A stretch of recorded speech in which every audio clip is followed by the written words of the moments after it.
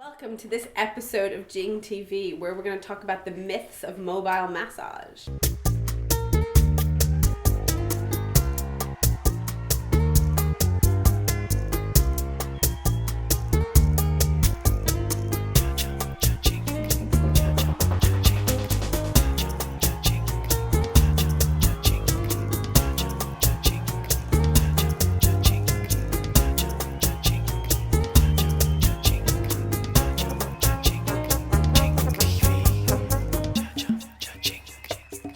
Welcome to this episode. We're going to talk about the myths of mobile massage. Yeah, and I'm drinking tea on Jing TV, which I recommend you all should do while you're watching us. And I'd like you to notice the Jing branded cup.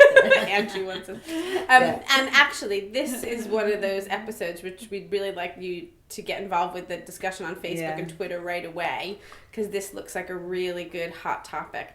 So one of the things we find a lot is that people decide they're going to become a massage therapist. They're not really sure about their room, what the deal is. So they're going to go mobile, right? They're going to go mobile.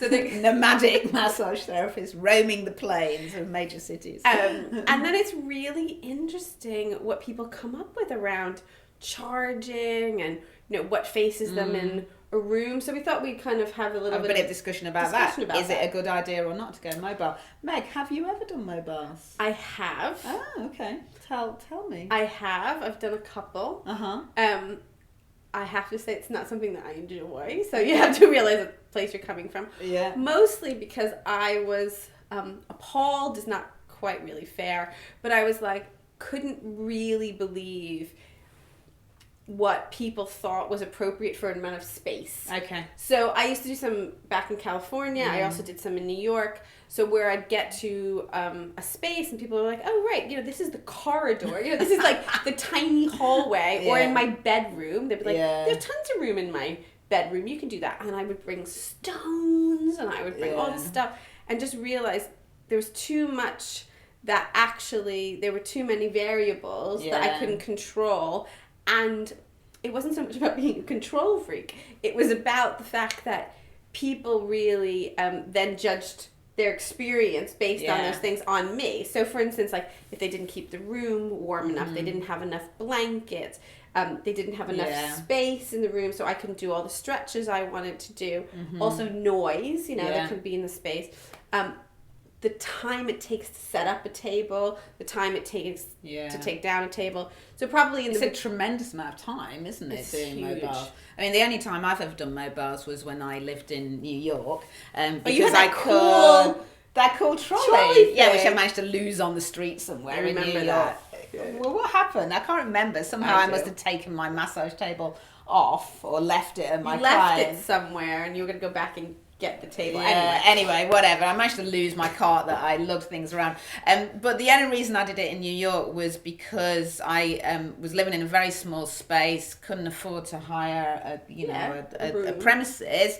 So, I had some people who wanted massages, so I decided that I would do mobile in this case. However, in New York, you can charge quite a lot of money for mobiles. But it did take me all day to lug the massage table there on the subway. Yeah. And, as Meg said, there was something about the experience to me that didn't feel right in terms of something around the dynamic of the therapist-client relationship that felt quite odd, really. So I felt a bit more like a servant or something, which I don't know, there was something about it that I didn't really like around the space, not being in control of the space. Yeah.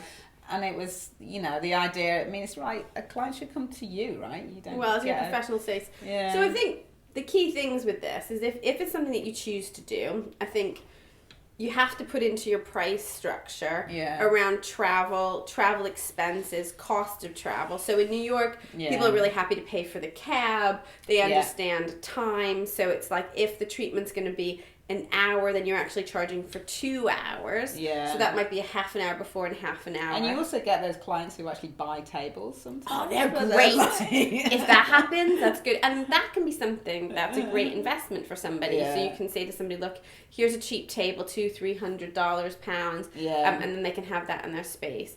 So also what I find amazing in the UK, which I haven't encountered in the States, is that people feel like they should charge less to do mobile because they're not renting space. but we would really definitely say you should charge more. So Yeah. I'd say the good ratio there is like 1.5. So if you're charging £50 an hour to do treatment in your own clinic, then you should be charging at least £75 per hour to do mobile. So if it's a 2-hour deal, you're talking about £150. So that might seem like a lot to stomach to begin with, but really, if you're thinking about your time and energy, you're worth it. And I do know some therapists who make a go of it doing mobiles, but I think it is much harder. And I really think the place to do mobiles is in a big city where it is hard for people to get around, and that might be a big marketing factor. But if you're living in a small town or somewhere like Brighton, it's like people can get to you, you know, unless they're housebound. I mean, obviously, you know, if your clients are disabled, then that's absolutely another matter. But if you have a client who's able to get to you, I kind of think that they should, you know, personally.